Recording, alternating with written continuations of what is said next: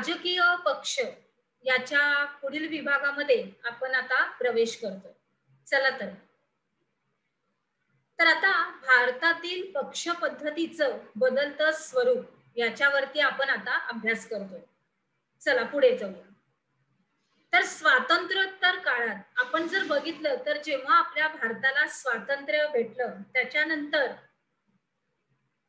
आपल्या भारताला जेव्हा स्वातंत्र्य भेटलं त्यानंतर लगेचच एकच प्रबळ पक्ष होता आणि तो म्हणजे काँग्रेस. आता काही जर अपवाद वगळला किंवा केंद्र आणि राज्य पातळीवर या पक्षाला प्रचंड असं बहुमत होतं. मग भारतातील या राजकारणावर या पक्षाची संपूर्णपणे काय होती? पकड होती राजकारणात, बरोबर. मग म्हणून या काळातील पक्ष पद्धतीचं वर्णन एक प्रबळ पक्ष पद्धती असं केलं जातं. कसं केलं जातं? एक प्रबळ पक्ष पद्धती. लक्षात घ्या नी. त्याच्यानंतर एक प्रबळ पक्ष पद्धतीला 1977 मध्ये आव्हान दिलं गेलं. आपण बघितलंय, अभ्यास करत आलेलो आहे की त्यावेळेस जनता पक्ष निवडून आला.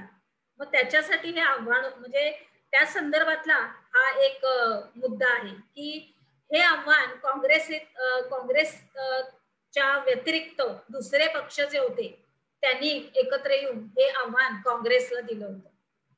मग त्याच्या पुढे काय झालं बघा की 1989च्या लोकसभा निवडणुकीच्या नंतर राजकारणामध्ये एकाच पक्षाचं वर्चस्व असणं ही बाबच संपुष्टात आली.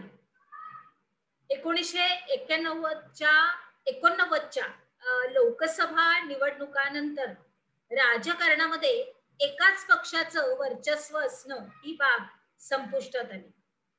मग त्याच्यानंतरच्या काळामध्ये अनेक पक्ष असे एकत्र आले, त्यांनी आघाडी करून आपलं शासन स्थापायला सुरुवात केली. पण आघाडी सरकार स्थापन करण्याचा प्रयोग हा भारतीय जनता पक्ष, कोणता? भारतीय जनता पक्ष आणि काँग्रेस या दोनच पक्षांनी केलेला आहे. हे लक्षात ठेवा. ह्याच्यावर प्रश्न येतो की आघाडी सरकार स्थापन करण्याचा प्रयोग हे कोणत्या दोन पक्षांनी केलं? तर एक आहे भारतीय जनता पक्ष आणि दुसरा आहे काँग्रेस.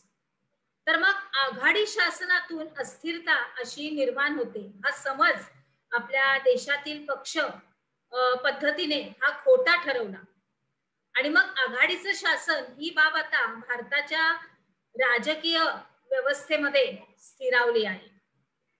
आलं लक्षात? पुढे जाऊया. आता हे पण तुम्हाला जाणून घ्यायचंय की राष्ट्रीय पक्ष आणि प्रादेशिक पक्ष असं कोणाला म्हणतात? तर राष्ट्रीय पक्ष म्हणून मान्यता मिळवण्यासाठी निवडणुका आयोगाने स्पष्ट केलेल्या पुढील निष्कर्षांची पूर्तता व्हावी लागते. तर काय आहेत हे निष्कर्ष? तर 4 किंवा अधिक राज्यामध्ये लोकसभा किंवा विधानसभेच्या मागील निवडणुकीमध्ये किमान 6% वैध मत मिळवणं. किती टक्के? 6% वैध मत मिळवणं हे आवश्यक असतं.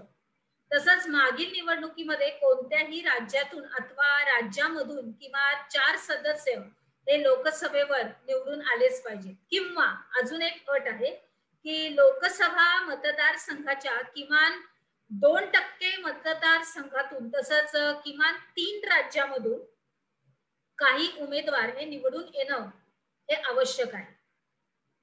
लक्षात आलं? आणि प्रादेशिक किंवा राज्य पातळीवरील पक्ष म्हणून मान्यता मिळवण्यासाठी निवडणूक आयोगानं काही पुढील निकष असे स्पष्ट केलेले आहेत की लोकसभा किंवा विधानसभेच्या मागील निवडणुकीमध्ये किमान 6% मतं मिळवणं आणि किमान 2 सदस्य हे विधानसभेमध्ये निवडून येणं हे आवश्यक असतं. किंवा दुसरं काय आहे त्याला पर्याय? तर विधानसभेच्या एकूण सदस्य जी संख्या असते त्याच्या किमान 3% जागा किंवा किमान 3 जागा प्राप्त करणं हे आवश्यक असतं. आलं लक्षात? चला पुढे जाऊया. आता आपण पहिला पक्ष बघूया. राष्ट्रीय पक्षामध्ये भारतीय राष्ट्रीय काँग्रेस, बरोबर. हा पहिला पक्ष आलेला आहे आपल्या ह्याच्यामध्ये देशामध्ये. 1885 साली, किती साली? 1885 साली भारतीय राष्ट्रीय काँग्रेसची स्थापना झाली आणि स्थापनेच्या वेळी काँग्रेस सर्व समावेशक स्वरूपाची अशी राष्ट्रीय स्वातंत्र्यासाठी प्रयत्न करणारी एक चळवळ होती. काय होतं तर सर्व समावेशक अशी राष्ट्रीय स्वातंत्र्यासाठी प्रयत्न करणारी अशी ही चळवळ होती आणि त्याच्यामध्ये विविध विचारसरणीचे गट होते, म्हणजे वेगवेगळ्या मताची वेगवेगळ्या विचार असलेले अशी आपले नेते मंडळी प्रतिनिधी होते, त्याच्यामध्ये संपूर्ण हा गट होता. तर स्वातंत्र्योत्तर काळामध्ये काँग्रेस हा अत्यंत प्रभावी पक्ष म्हणून आकाराला आला.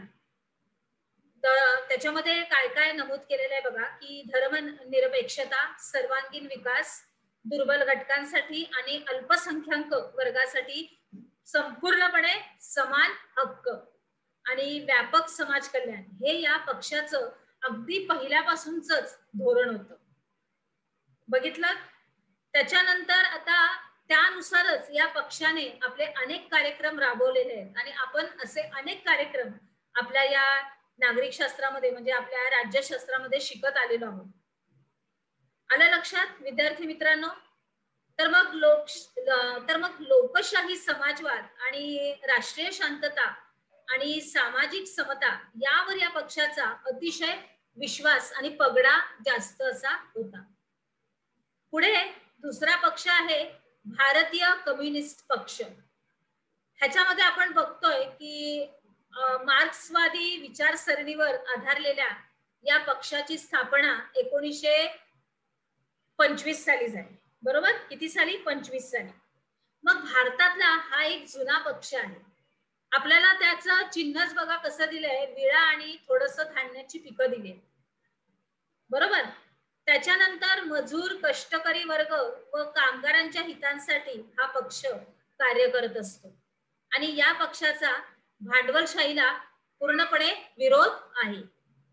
तसंच 1960च्या दशकामध्ये चीन आणि सोव्हिएट युनियन या दोन्ही साम्यवादी देशांपैकी कोणाचं नेतृत्व स्वीकारायचं आपण, यावरून या पक्षाच्या जे नेते होते त्यांच्यामध्ये काही विचार विनिमय झाले. मग त्यांच्यामध्ये थोडेसे मतभेद झाले, थोडस समन्वय चुकला त्याच्यामध्ये आणि त्याच्यामध्ये मतभिन्नता निर्माण झाली आणि म्हणून मग भारतीय कम्युनिस्ट पक्षामध्ये त्यावेळेस फूट पडली आणि मग त्यातूनच भारतीय कम्युनिस्ट पक्ष म्हणजे मार्क्सवादी पक्ष हा 1964 साली स्थापन झाला. आलं लक्षात? पुढे जाऊया. आता आपण काय शिकलो?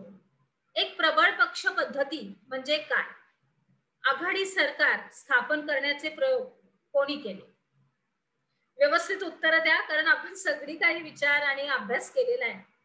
अवघड असं काहीच नाहीये. भारतीय राष्ट्रीय काँग्रेस त्याची माहिती सांगा. त्याच्यानंतर भारतीय कम्युनिस्ट पक्ष त्याची सुद्धा माहिती सांगा. चला तर मग आता आपण आपल्या पुढील विभागात प्रवेश करूया.